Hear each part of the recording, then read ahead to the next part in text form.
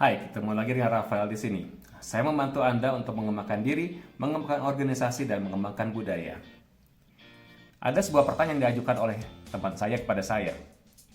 Bagaimana mensikapi jika dalam sebuah perusahaan ada karyawan bersaudara? Sang kakak performance bagus, tapi sang adik troublemaker, bikin masalah dalam perusahaan terus-menerus. Satu sisi mereka sungkan, mereka tidak enak kepada sang kakak karena kakak ini memang sudah banyak membantu perusahaan, bahkan sudah lama bekerja di perusahaan.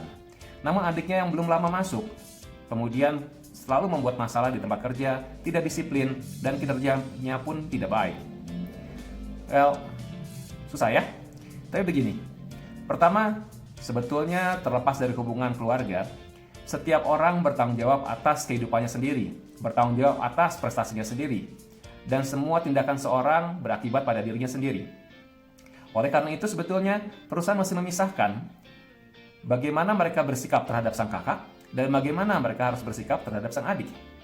Untuk kakak yang baik, tentu saja dia akan mendapat reward, dia mendapatkan penghargaan, dia mendapatkan kesempatan untuk naik karirnya, mendapat kesempatan untuk banyak hal lain. Tapi untuk sang adik, tentu saja sebetulnya sebagai pribadi yang tidak disiplin, dia perlu didisiplinkan. Sebagai pribadi yang performanya tidak baik, dia perlu ditingkatkan kinerjanya.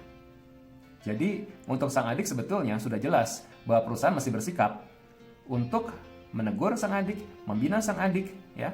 Dan pada hal tertentu, pada kapasitas tertentu di mana sang adik tidak mau berubah, ya perlakukan saja sama seperti karyawan yang lain.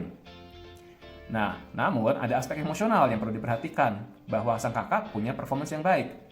Jika hubungan sang kakak dan sang adik cukup baik, sebetulnya perusahaan dapat meminta sang kakak untuk bicara kepada adiknya. Jadi ini adalah percakapan antara seorang pimpinan dengan sang kakak. Bagaimana kemudian sang kakak dapat bertindak atau melakukan sesuatu untuk menegur sang adik, membuat sang adik performanya baik.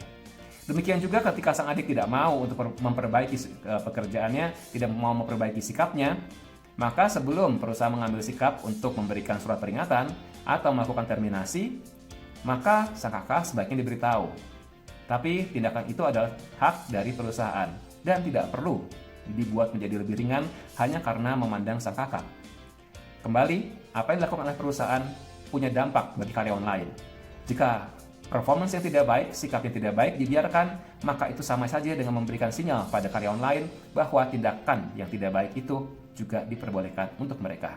Dan kalau mereka ditegur, mereka akan protes. Hati-hati.